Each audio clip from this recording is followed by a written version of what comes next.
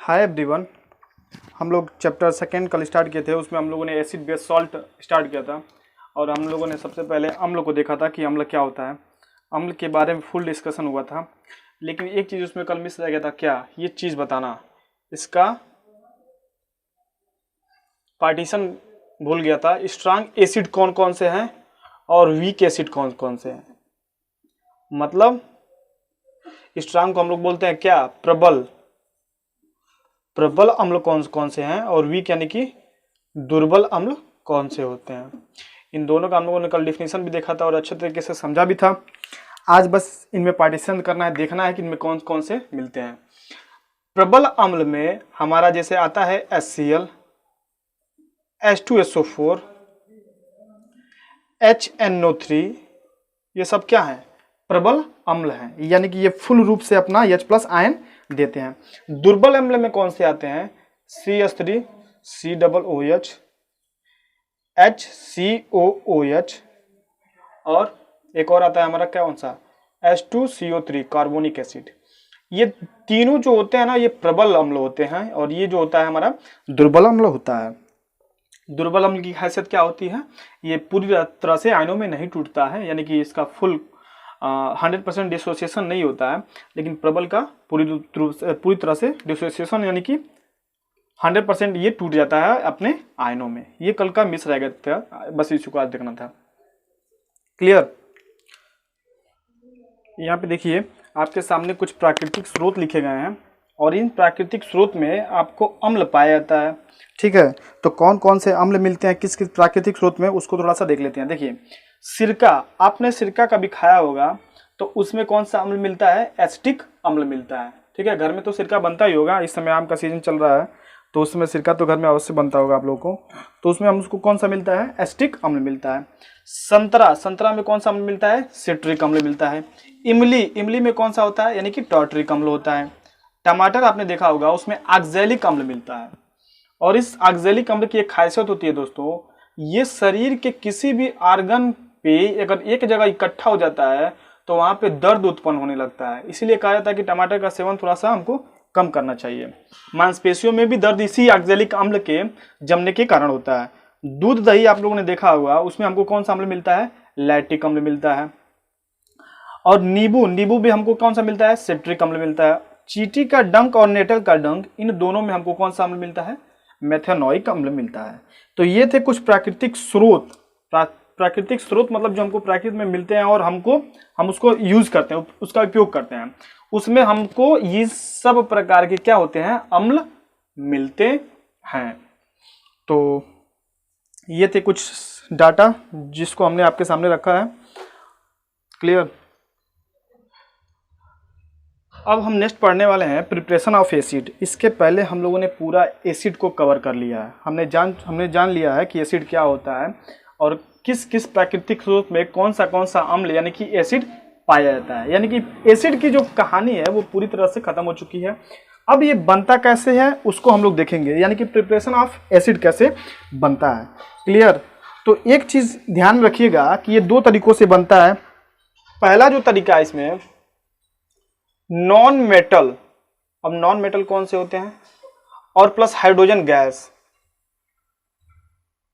Hydrogen gas, ये दोनों जब कंबाइन होते हैं तो एसिड का फॉर्मेशन होता है। नॉन मेटल और हाइड्रोजन गैस जब आपस में कंबाइन होते हैं तो इनका एसिड का फॉर्मेशन होता है। ठीक है, तो देखिए कैसे इसका काम वर्क होता है। नॉन मेटल जिसे मान लीजिए क्लोरीन Cl2, जब इसका हमने रिएक्शन करवाया हाइड्रोजन गैस से तो ये बन के सामने आया क्या? 2 मोल ऑफ HCl। इसी प्रकार ब्रोमीन यानी कि Br2, इसका जब हमने हाइड्रोजन के साथ रिएक्शन करवाया तो ये बन के आया क्या? 2HBr। उसी प्रकार आयोडीन, आयोडीन से अगर आप हाइड्रोजन का रिएक्शन करवाओगे तो ये बन के आया क्या? 2 मोल ऑफ HI।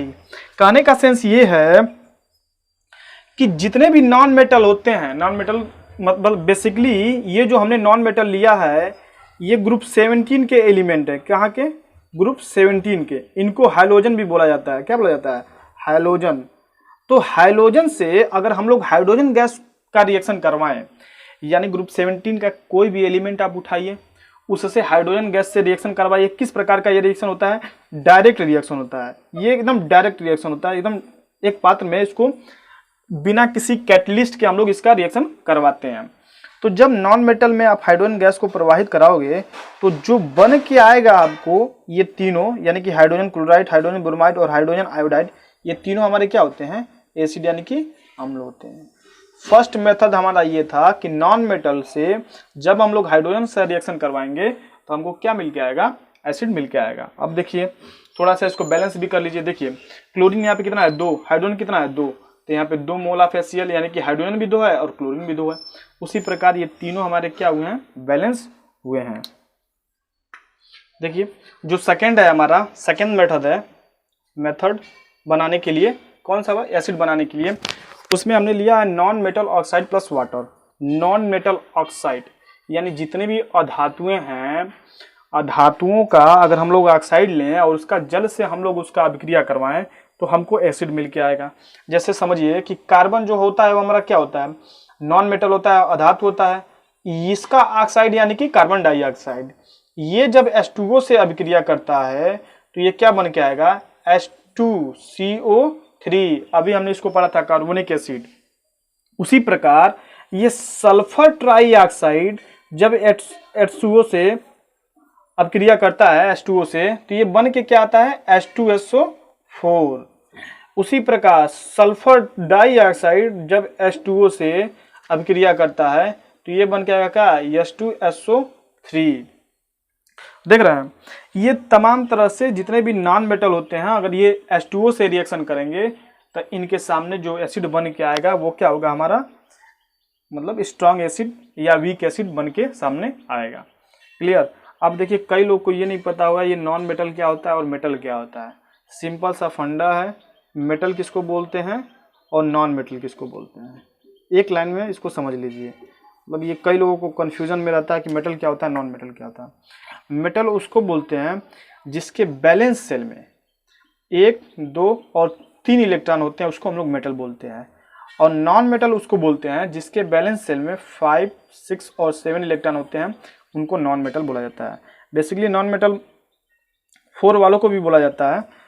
तो जिसके बैलेंस सेल में 1, 2, 3 और इलेक्ट्रॉन होते हैं उनको हम लोग मेटल बोलते हैं। और नॉन मेटल 4, 5, 6, 7 इसको हम लोग क्या बोलते हैं? नॉन मेटल बोलते हैं।